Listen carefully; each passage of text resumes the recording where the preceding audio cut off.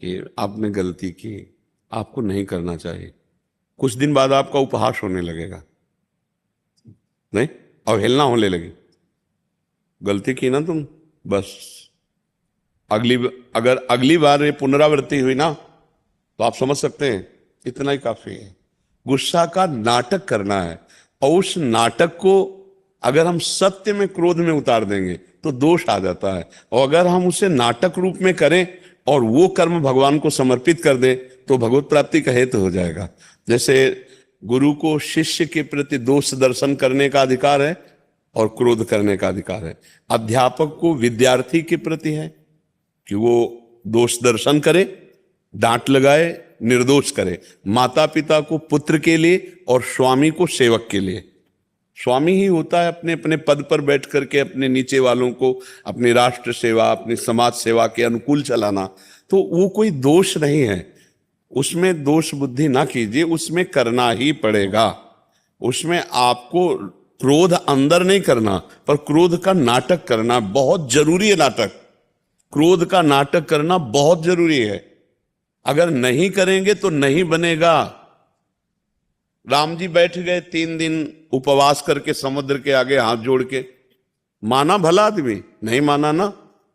जब लक्ष्मण बाण सरासनानु शोषों वारिद विशिक्र सानु सठ सन विलय कुटिल सन प्रीति सहज कृपन सन सुंदर नीति ममता रथ सन ज्ञान कहानी अति लोभी सम विरति बखानी कामी सम जिम हरि कथा ऊसर बीज बय फल जथा लाव अग्नि बाण अभिसंधान करते सोख लेते समुद्र को कनक थार भरी मणि गण नाना विप्र रूपत आयो तजमाना। 3 दिन उपवास कर रहे थे, मान जाता।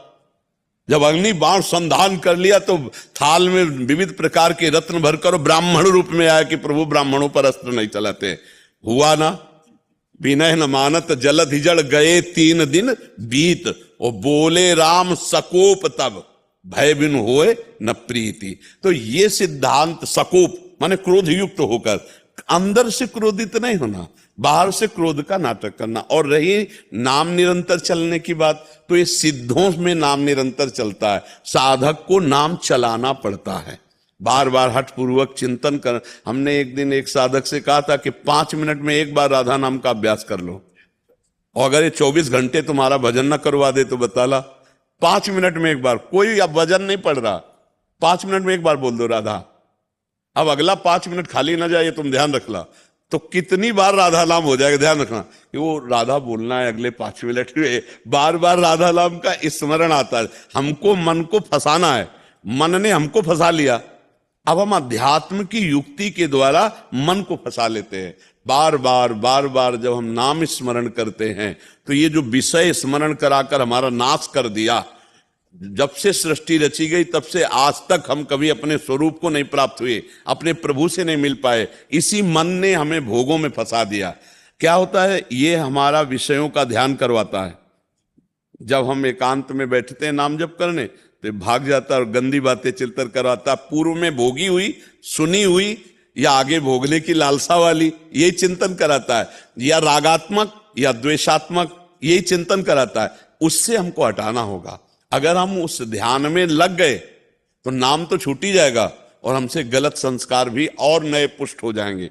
ध्यायतो विषयान पुंसांस संगास तेसुपजायते संगास संजायते कामा कामात क्रोधो भी जायते क्रोधात भवति सम्मोहा सम्मोहा स्मृति विभ्रमा स्मृति भ्रंशा बुद्धिनाशो बुद्धिनाशात प्रणश्यति। जब हम विषयों का ध्यान करते हैं तो विषय भोगने की इच्छा होती है, और जब विषय भोगने की इच्छा होती है तो वो क्रिया में बदल जाती है, और जब क्रिया हो जाती है तो हमारा सब कुछ छिन जाता है। अध्यात्म का हमारे अंदर वो सामर्थ्य नहीं रह जाती जो दिव्यता आनी चाहिए। तो जय बार हमारा मन विषयों में जाए, तय बार इसको हटाकर प्रभु में लगाना है।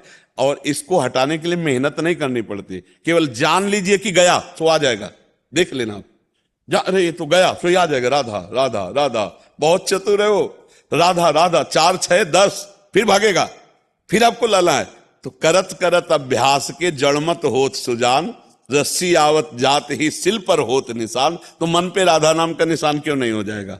जब बार बार रस्सी पत्थर से घसीटती जाती है तो उसमें निशान बन जाता है। पहले कुएं में ऐसा होता था कुआं में जैसे रस्सी गट तो उसमें बन जाता था।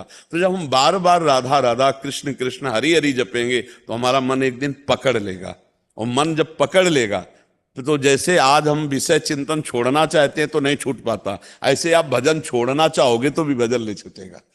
तो आप उसका अभ्यास कीजिए, प्रसन्न मन से रहिए। और जब आपको किसी सेवक पर क्रोध कर, जैसे हमें भी करना पड़ता है, अब हमारे जैसे सैकड़ों नौजवान सब साधक है, अब अगर हर समय में ऐसे थोड़ी बात करते हैं, नहीं, मतलब हमारे यहाँ सख्त शासन है, हाँ, कि आप हाल में किसी को देख नहीं सकते, जगह जगह सीसी कैमरे लगे, सब नौजवान साधक साधिका सब पूरा, तो ऐसे ऐसे छूट हो तो सब गंदगी ना फैल जाए। तो मिठास उतनी जितने में, अब ऐसा नहीं कि प्यार ना करते हो सबको, बेटा आज क्या पाने की इच्छा है, आज क्या बनना चाहिए, खवाना पियाना हंसाना खिलाना, ये भी है। और शासन भी कि अगर तुमने कहीं कोई गलत बात हमने सुनी तो बस फिर सख्त शासन। तब जब भय है तब बिनु भय होए ल प्रीति, ऐसे थोड़ी चले। अपना लड़का भला देख लो, एक दो लड़का होता है काबू में रहता है, आप उसे कहो मोबाइल छोड़ दो, भला छोड़ के दिखा दे।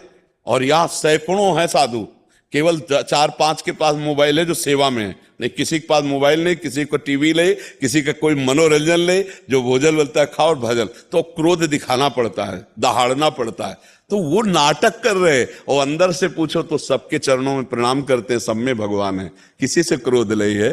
तो ऐसा करना चाहिए, आपको भी कर, ये जगत नाटक है, इस नाटक में आपको जो रोल मिला है वो आपको रोल करना ही पड़ेगा। एक बात महर्षि, जैसे आत्मसमर्पण है, आत्मसमर्पण कैसे संपूर्ण हो, वो उसमें एक स्थिति से आगे लगता है जहां संपूर्ण, जब चिंता होगी तो मतलब समर्पण नहीं हुआ। सुनो, अपबल अपबल तपबल और बाहुबल, चौथो बल है दाम, सूर किशोर कृपाते सब बल हारे को हरिनाम।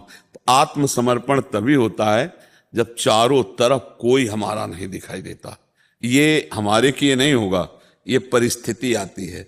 जैसे द्रौपदी जी को जब घसीट कर महल से दुशासन ला रहा है तो उसी समय भगवान को पुकारती, लेकिन भगवान को नहीं पुकारा,